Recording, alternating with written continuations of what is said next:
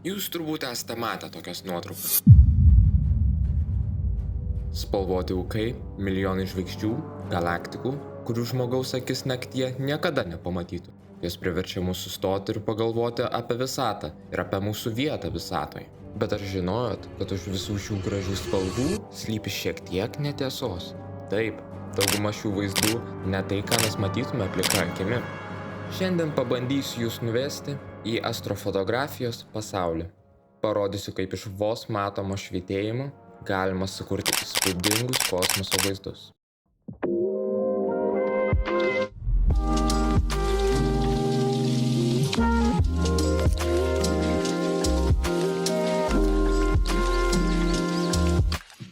Pagal Visuotinę lietuvių enciklopediją, astrofotografija tai fotografinis astronominių stebėjimų metodas.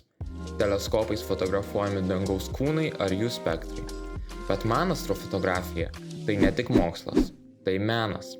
Tai būdas atskleisti tai, ko žmogaus akis nemato. Ir šiandien norėčiau jums parodyti, kaip visa tai daroma.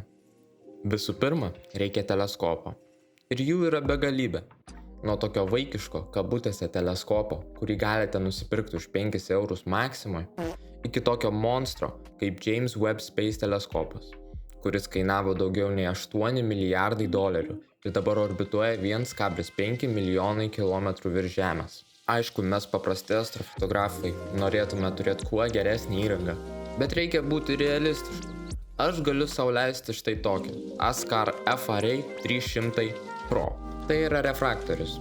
Kitaip tariant, teleskopas su stikliukais, kurie sufokusuoja šviesą. Jo židinio nuotolis 300 mm nuo pirmo lęšio iki kameros sensoriaus. Prie jo turiu ZWO AM3 montažą, kuris suka teleskopą priešingą kryptimi nei Žemę, kad žvaigždės kadrų metu išliktų vienoj vietoj. Bet montažas kartais klysta, todėl ant viršaus dar turiu mažytį guide scope. Mažą teleskopiuką su mini kamerytė, kuris siunčia signalus mountui ir pataiso jo klaidas. Šioje vietoje norėjau įkelti kelis klipus, kaip ruošiu teleskopą. Bet kai juos peržiūrėjau, ten beveik nieko nesimato.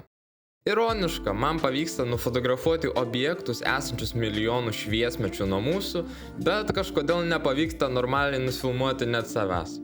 Tai gerai, pabandysiu papasakoti, kaip vyksta pats fotografavimas. Visų pirma, teleskopą reikia išsinešti atvirą vietą, kur yra kuo mažiau šviesos taršos. O kaip galite įsivaizduoti, Kaune jos tikrai netrūksta.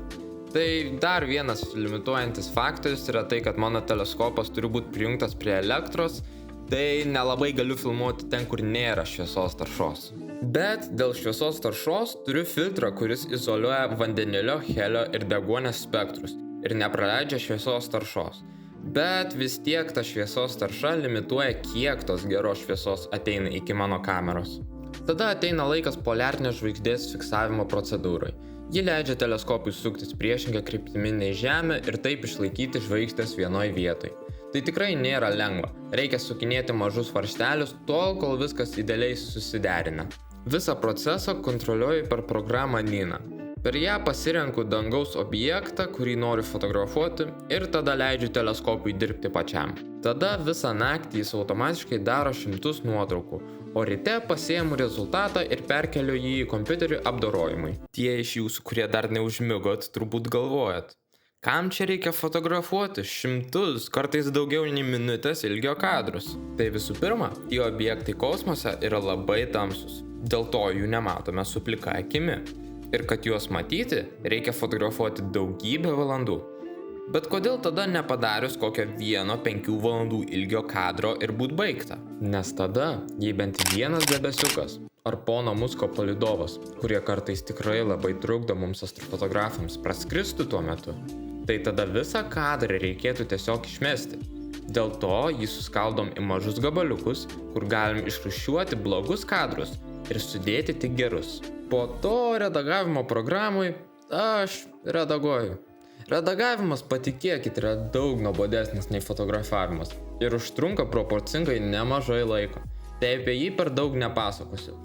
Galiu bent pasakyti, kad iš pradžių gauni tik juodą nuotrauką ir kai baigi, jei gerai ėjo fotografavimas, dažnai gaunasi visai graži nuotrauka.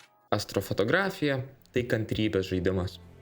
Kartais jį vargina, kartais erzina, bet kai pamatai galutinį rezultatą, suvoki, kad visos tos valandos buvo vertos. Tai yra ne tik mokslas, tai yra menas. Ir tai yra mano būdas pažvelgti pasaulį. Ačiū už jūsų dėmesį ir paliksiu jūs su keliomis nuotraukomis, kurias šią vasarą pavyko man nufotografuoti.